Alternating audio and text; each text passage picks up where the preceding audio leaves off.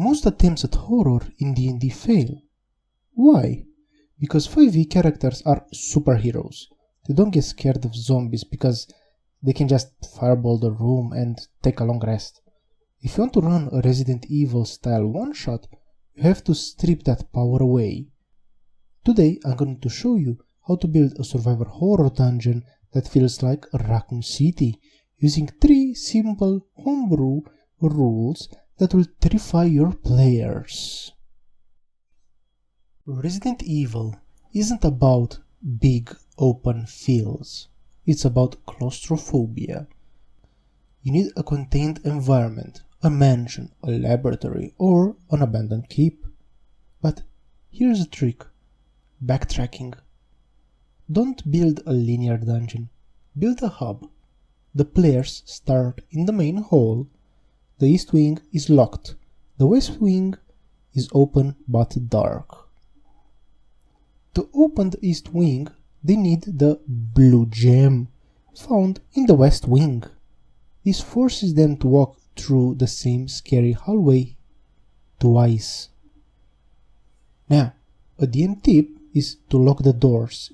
In D&D, we usually just kick doors down. In this one shot, make the doors magical or heavily reinforced iron. So the key becomes the quest. Now here is where we need to change the game. We are introducing 2 mechanics to simulate survival horror.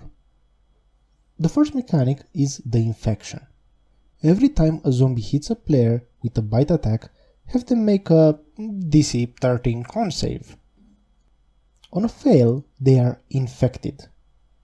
Stage 1, let's say they cannot regain hit points from short rest. Stage 2, after 1 hour, their max hit points is reduced by 1d10. The cure: don't just let them use lesser restoration to fix this easily. Place green herbs, or potions, around the map. There are only 3 herbs for 4 players, or you can adjust it if you use more or less. Now they have to choose who survives. The second mechanic is ammo tracking. Spell slots. Banning long rests is mandatory. This is a one-night nightmare. Tell your casters up front, what you have now is all you get. This makes casting a simple magic missile a massive strategic decision. You don't need new stat blocks, you just need new descriptions. The lickers. Take a ghoul, give it spider climb, describe it as having no eyes and an exposed brain. It hunts by sound. If players move silently, a stealth check, it doesn't attack. The Tyrant, or Mr. X. Take a flesh ghoul or an ogre zombie. Make it immune to non-magical damage. It doesn't run, it walks. The Nemesis.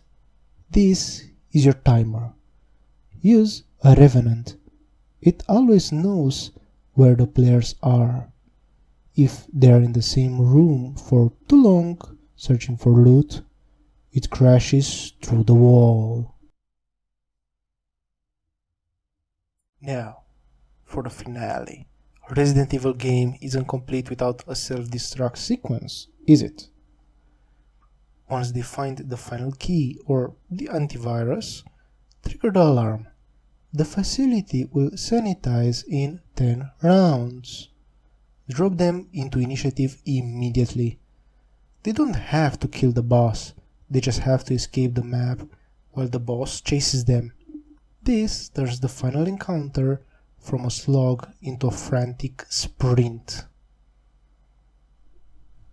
Try these rules in your next game and let me know in the comments.